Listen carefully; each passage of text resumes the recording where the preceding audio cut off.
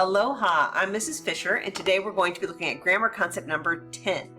We're going to specifically look at verb tense consistency and parallelism. So let's go ahead and get started. So what are verbs? I have discussed this with you at length, so here we go. I'm going to recap verbs in this quick little fun wrap that I have. I think you'll enjoy. Verbs! All right, verbs. Action, linking, helping, be. I like the beat on this one. Action, linking, helping, be, and action, linking, helping, be. What type of verb are you reading? Action, linking, helping, be. A verb can be a state of being or an action word. It may link the subject or help another verb. Verbs like Sam, I am indicate existence. Verbs can be action words. He ran to my assistance. Verbs link subjects to words. Amanda is the assistant. And verbs help other verbs.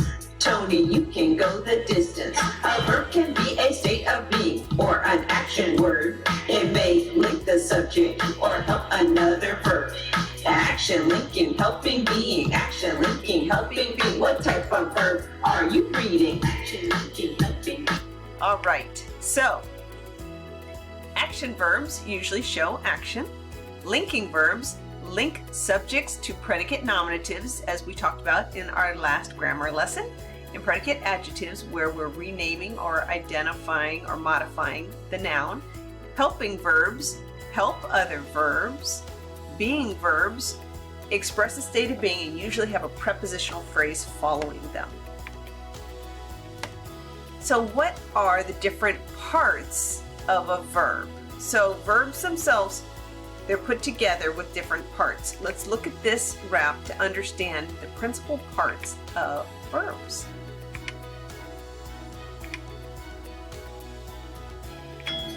Verbs, principal parts. All right, principal parts. Go. Nice beat. At the heart of every verb is its principal part. It's how we know the verb started is the same verb as starts. The four principal parts are the forms of the verb. The different ways to write action, linking, helping, being words. Present infinitive, present participle, past indicative, and past participle. The names sound difficult, but the concept is simple. Present infinitive is the verb itself in the noun. It's the infinitive form, like to plow or to vow. Present participle is still occurring, but now we add the ing, like plowing or vowing. Past indicative is something that already occurred. You usually add d or ed to the verb, like plowed or vowed. Past indicative words. Past participles are another form of the past, but with the helping verb, like have, has, or has. Have plowed or has vowed. Of the forms, it's last. Irregular ones. The past in irregular ways, you see. Regular verbs form past and past participle with ed, or t. Irregular verbs don't. Like begin is have begun. Break is have broken. Run is have run. Choose is have chosen. Come is have come. Do is have done. Ring is have rung. Sing is have sung. Spring is has sprung. Swing is has swung. And now my rap is done. All right, so what do you need to know when it comes to all of that? What you need to know is, first off, when we have has, had, or will have, that the tense, the timing that we put the correct form of the verb in depends on what's happening in the sentence. So for example, if you have today, he has a green thumb. You wouldn't say today he had a green thumb. Today he has a green thumb because it's present tense. Yesterday he had a green thumb. Now it's past tense. Tomorrow he will have a green thumb. So just remember that when you're putting it in those tenses, that it's has, had, or will have. Additionally, if you didn't have when it was occurring and you just saw a sentence like this, then you would need to know that if it says he has a nice truck, that it's present tense. He has one now. He had a nice truck, past tense. He didn't. He doesn't have one anymore, right? He will have. He doesn't have one yet. He will have one in the future. All right, so here's one last verb wrap, and then we're going to do a parallelism wrap. And this one will explain some more about present, past, and future tenses. All right, verbs, present, past, future tenses. All right, let's pick it up a little. Let's go. Present, past, and future indicate timing. When did it occur? Present tense verbs indicate an action occurring now. Like Grandpa Tip melts the cow. Grandma is collecting the milk now. Present tense can also indicate a universal truth. Something like Romans did not believe the earth is round. They thought it was flat. The present tense with an adverbial modifier may be used to indicate a future action. Tomorrow Tony goes to court for his traffic violation. Past tense indicates an action that occurred or a condition that existed sometime in the past. Like, I played the violin at the competition and came in last. She was president of our junior class. After midnight, she was still writing raps. She did work hard, but had to collapse. Future tense indicates an action that will occur or a condition that will exist in the future. I shall go to the public school. I shall be going to the swimming pool. I am going to be dressing really cool. Present, past, and future indicate timing. When did it occur? All right, so what is it that you need to know, most importantly, about all of these verbs and their timing? That is, you need to have verb tense consistency, which means that if you're writing a sentence, you need to keep it in present, present, present, future, future, future, past, past, past. Don't mix up your tenses inside of a sentence. So when you're given a passage to find a grammar error, one common error you will see is verb tense inconsistency. When you write your essay, you also need to use consistent verb tense. So, here we have an example of inconsistency. Wrong. I have studied after school. This tense has been mixed up in the sentence. The correct way to say that is I will be studying after school today. Another example of an inconsistency, I had read my books next quarter. Well, we're talking about the future. So we need to correct that and say, I will be reading my books next quarter. It's wrong to change verb tense within a sentence.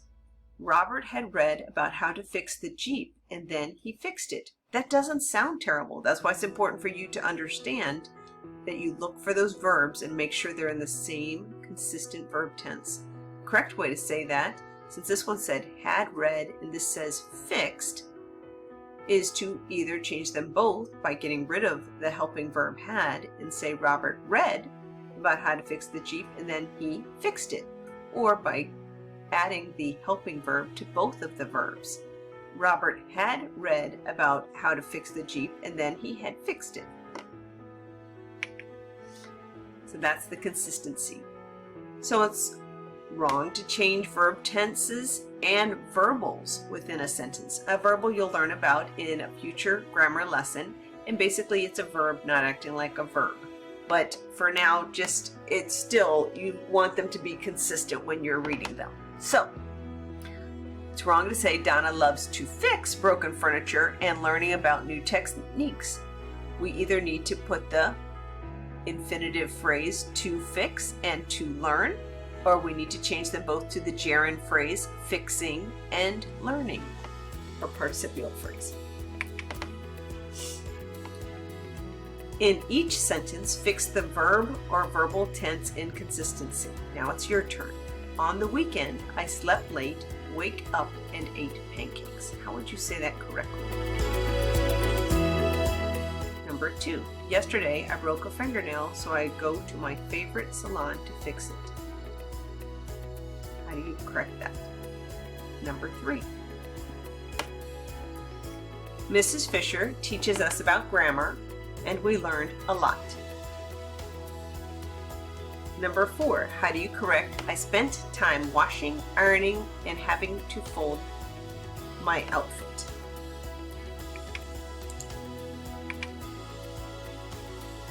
Alright, so in addition to verb tense consistency, we also need to use the same sentence format. You'll learn about that in parallelism. So let's look at this parallelism wrap so you can understand how to do that. Sentence construction parallelism.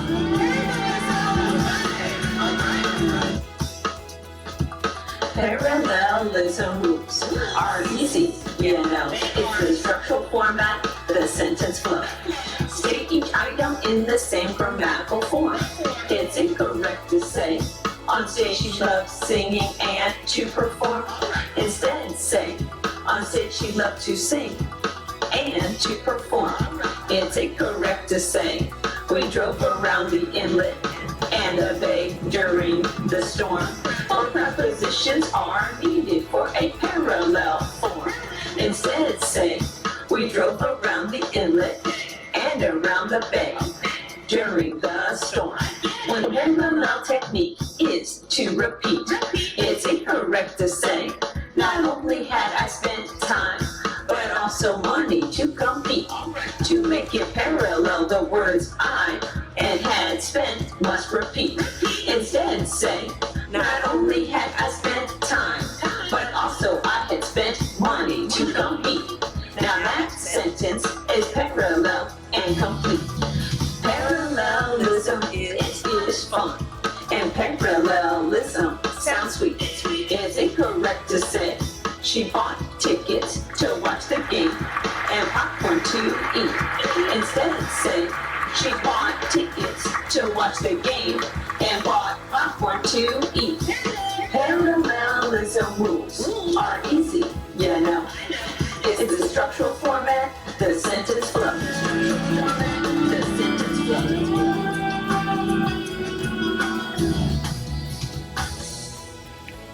All right, so we want to keep it parallel, same grammatical form.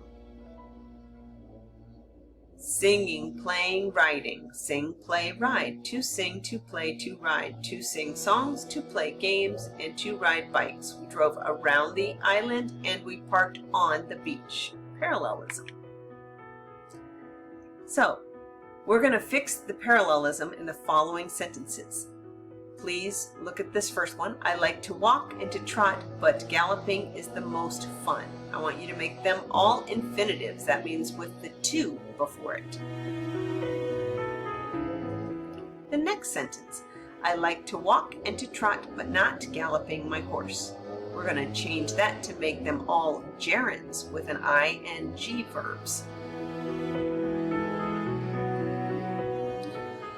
All right. The next one, I like to read my books and to listen.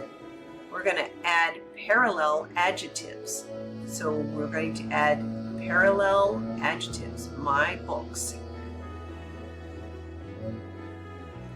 And noun. And the last one, I put the book on the table and placed the cup. We need to add a prepositional phrase to the end of cup so that it's parallel. In our prepositional phrases, repeat. All right, so when they were fixed, I like to walk and to trot, but to gallop is the most fun. The second one, I like walking and trotting, but not galloping my horse. The next one, I like to read my books and to listen to my raps. Notice the parallel grammatical form is correct, as the same. This one, I put the book on the table. Now you wouldn't say put the cup on the table if you didn't. You just want to find a prepositional phrase to use. So in this case, and placed I put the book on the table and placed the cup in the sink. We just want to make sure there's a prepositional phrase following that noun, just like it was in the beginning of the sentence.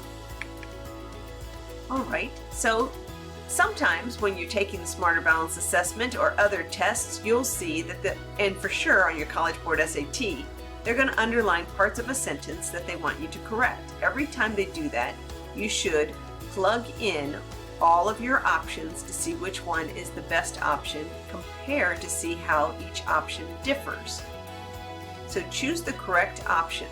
Currently slow, cumbersome government have made it difficult for people to seek justice.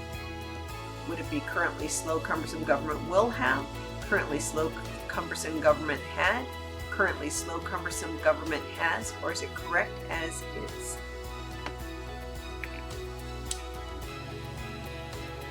All right, another example of verb tense consistency within a sentence. If you have, I have washed the car after it rains. When you look at this sentence, first off, if it's past tense, you wouldn't say have. You would have had washed. And then all of your verbs in that sentence should be consistent. So this would be, oops, sorry. After it had rained, there we go. It has to be consistent in that as well.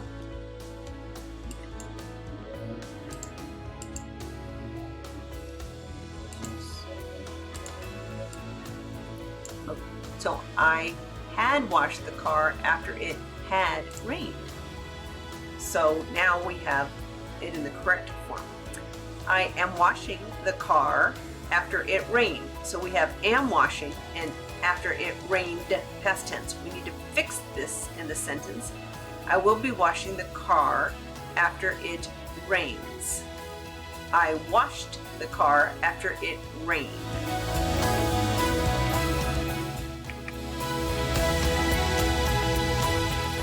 So for our verb tense consistency within a sentence, choose the answer that's the best way to write the underlined section. Mrs. Fisher spoke to the class and tells them to turn in the homework.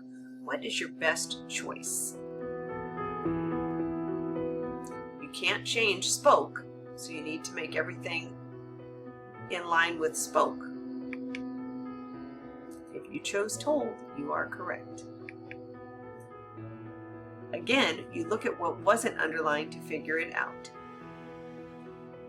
Nikki has studied day and night for the next few days. For the next few days is in the future. So what is the correct answer? If you chose will be studying, you were correct. Good job. All right, choose the best way to write the underlined section of this sentence. If there's no mistake, choose correct as is. You study all the time next year at Kapolei High School. What would it be? You will study all the time next year at Kapolei High School. Choose the correct way to answer the underlined portion. I believe that in May of 2024, Mrs. Fisher earns her doctorate degree, and I will. In 2024, I'll be Dr. Fisher. Is it, which one is it? Since it's in the future. If you picked will earn her doctorate degree, you are correct because that's in the future. And for our last one, choose the answer that's the best way to write the underlined section of the sentence. If there is no mistake, choose correct as is. By the time the jacuzzi is full, Tony spent many hours cleaning it.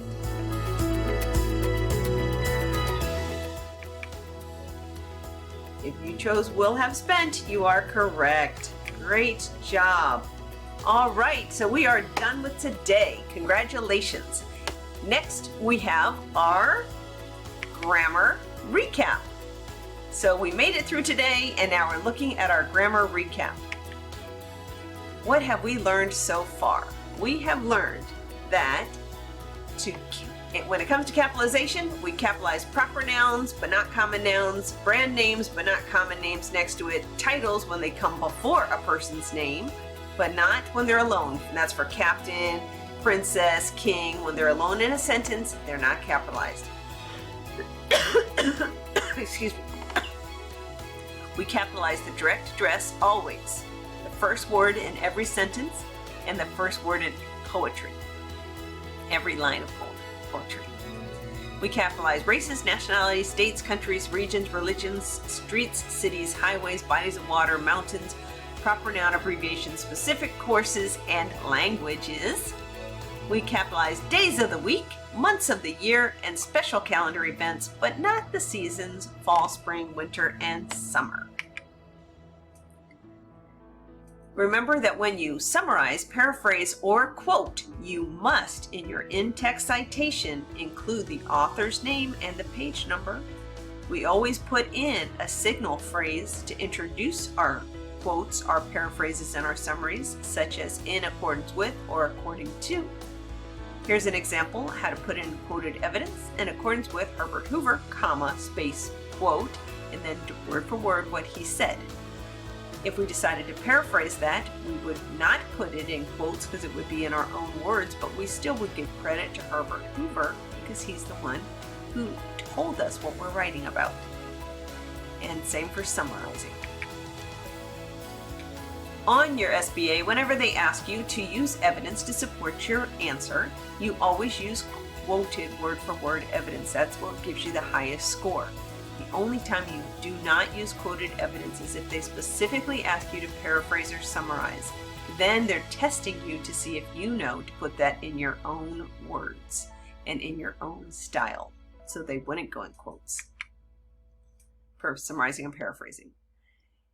Always proofread and edit. You are being counted off for spelling, capitalization, and punctuation, especially for common errors. So it's very important that you double check all of your errors and you fix them. No lowercase I pronoun, just double check everything when you write. All right, and when it comes to adjectives, remember that adjectives come before the word they modify and adverbs come after the word that they modify. And adjectives describe which one, what kind, how many, how much, or whose. Adverbs answer questions. Give them each a try. Adverbs answer where, when, how, to what extent, and why. All right. And when it comes to writing a narrative is a story. You always have to put in dialogue. You have to put in imagery, and you have to put in tone words so that they can see and experience your text. When you're writing dialogue, that's a conversation between two or more people or with yourself, every time the speaker changes, the line changes. So the speaker changes, the line changes, and indents. For example, Lance burst through the door and announced, comma, this is what he wrote in quotes with a capital letter. A comma here though. There is a parade today. Hurry, get ready, you will love it! Exclamation, end quote.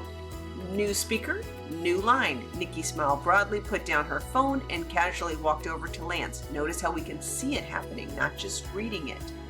She held onto his shoulder to balance herself as she put on her red high-heeled shoes.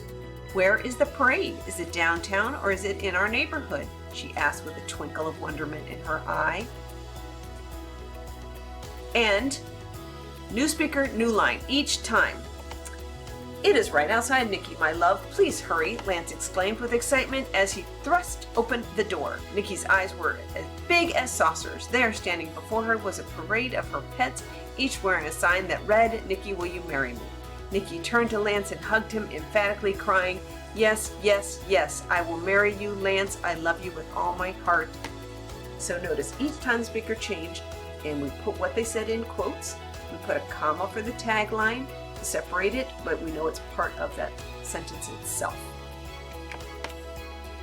All right, when it came to a man's, remember, a man's and one body. If it's a man's, then the contents tell us if it refers to several or to one. A man's, hand, some, almost, any, none, and some. The contents of the sentence tell us if it's plural or singular. So none of the workers, that's plural, they are. Some of the project, they, it was, because none, some fell into our almost, any, none, and some. However, if it's everyone, each, either, neither, one, everyone, everybody, any of those, it's always singulars. We just call it an it. We ignore that object of the preposition and we choose the verb for the singular. Anyone is. Anybody was. Someone is. Somebody was. All right. We also learned that the direct address is always capitalized, even if it's in the middle of the sentence, and it's separated with a comma. And the direct address is who you're directly talking to. Appositives are nouns that follow nouns and rename the noun. We put them in commas if we can separate it from the sentence and still know who we're talking about, because we can scoop it out and throw it out. But we don't put commas around appositives if we need to know who we're talking about. So no commas if we need to know that information. We also know that when it comes to choosing the correct pronoun reference, that we have objective pronouns and subjective pronouns. Objective pronouns act as indirect objects, direct objects, and objects of the preposition. And they have that yummy, yummy cookie sound with a me, him, them, whomever. But I know there's also you, her, it, us. But we just remember what our objective pronouns are, and our subjective pronouns are the subject of the sentence or the predicate nominative, which is following a linking verb and renaming it. Remember that. The predicate nominative, like I just said, follows a linking verb, and it is always in the subjective case.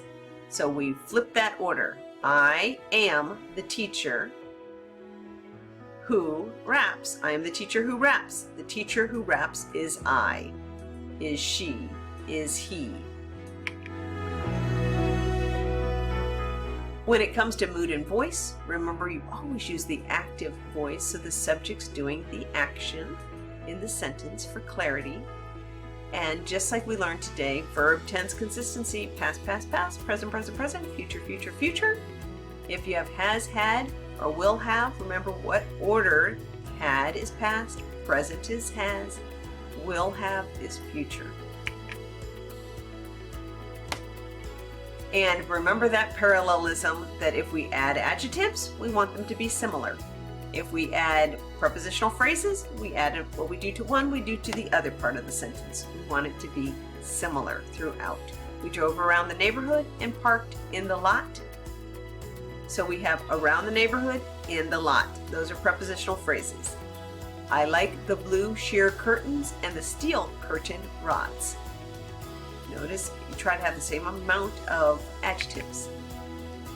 You are now done, and I am so proud of you. You're doing so great when it comes to grammar. I look forward to seeing you in our next grammar lesson.